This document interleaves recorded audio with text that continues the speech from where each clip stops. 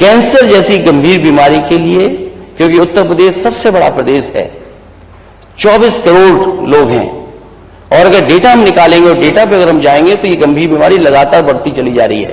अनिल दोहरे हमने खोया 40 दिन के अंदर, बहुत सारे लोगों को हम लोग खोते हैं। कम से कम सरकार इस पे ध्यान दे और जो इंस्टीट्यूट चल रहे हैं उन इंस्टीट्यूट को कैसे और मजबूत करें, जिससे कि कोई हमारे बीच का इस गंभीर बीमारी से अगर पीड़ित हो तो उसे अच्छा इलाज मिल सके। मैं आपके माध्यम से इनके प्रति संवेदना प्रकट करता हूं, मैं आपका धन्यवाद देता हूं। मैं अपनी तरफ से, अपनी पार्टी की तरफ से और सभी दलों के नेताओं की तरफ से मैं इन सभी विधायकों को याद करता हूं। बहुत धन्यवाद।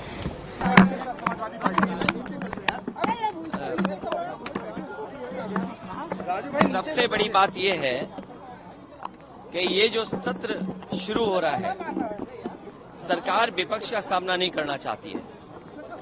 सरकार इतने कम समय के लिए जो ये सेशन चला रही है, इसका मतलब सरकार विपक्ष के सवालों से बचना चाहती है।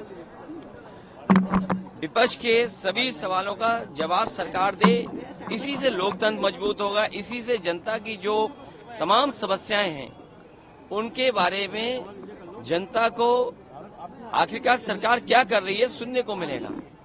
ये जनता के सवालों से सरकार भागना चाहती है, इसीलिए इस सत्र का समय बहुत कम रखा गया है। जिस सरकार ने पहले भी खर्च पैसा न किया हो, जो सुविधाएं देनी चाहिए सरकार को, चिकित्सा पूरी तरीके से बर्बाद है। जिला अस्पतालों में इलाज नहीं है, बड़े दावे देते थे मेडिकल कॉलेजेस में, वहां इलाज नहीं मिल पा रहा है। पढ़ाई बर्बाद हो गई है, प्राइमरी स्कूल में कोई एडमिशन लेने नहीं आ रहा है। इंटर कॉलेजेस की दुर्दशा है, वहां कौन सी पढ़ाई कराने जा रही है सरकार। जो ग्रेजुएट बच्चे हैं उनकी कोई सुनवाई नहीं है। जिन बच्चों को आरक्षण के नियमों के तहत नौकरी मिल जानी चाहिए थी, 69,000 वाले बच्चे लगातार आंदोलन कर रहे हैं।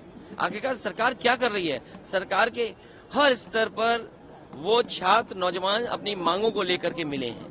आज भी समस्या का समाधान नहीं है। जानवर वैसे ही सड़कों पे घूम रहे हैं, बिजली उतनी ही महंगी है।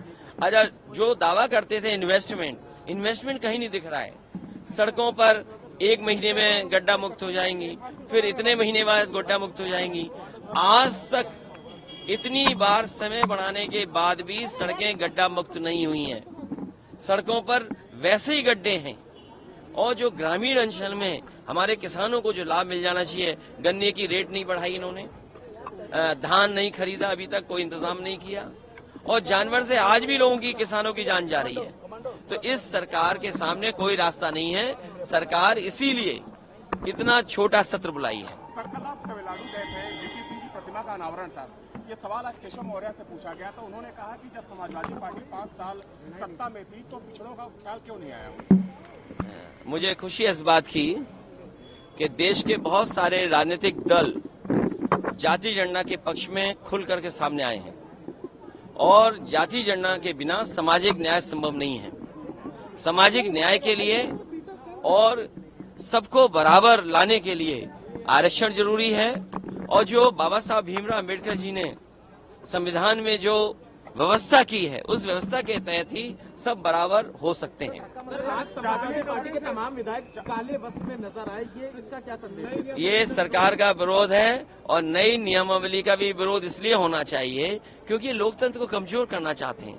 नियम तो इसलिए बने कि जिससे लोकतंत्र मजबूत हो। आखिरकार जनता ने हमें चुन करके भेजा है, हमारी जिम्मेदारी बनती है जनता के सवालों को उठाने का। ये सरकार नहीं चाहती है कि हम जनता के सवालों को उनके सामने खड़ा करें, उन्हें उठाएं या तख्ती पर लिख करके ले जाएं। ये किस लोकतंत्र में है कि आप जनता के सवाल नहीं उठा सकते? ये जनता के सवाल न उठें, विपक्ष मुखर होकर न बोले, इसीलिए नियम और पाबंदियां ला रही हैं। इससे लोकतंत्र कमजोर होगा, लोकतंत्र मजबूत नहीं होगा। जो परंपराएं रही हैं, जो लोकतंत्र में मर्यादा है, उसके तहत रह करके हम लोग अपने सवाल उठाएंगे। वो लगातार रहेगा, केवल इस सदन में नहीं, दिल्ली का 24 का चुनाव होने जा रहा, तब भी ये मुद्दा रहेगा। बहुत धन्यवाद आपका।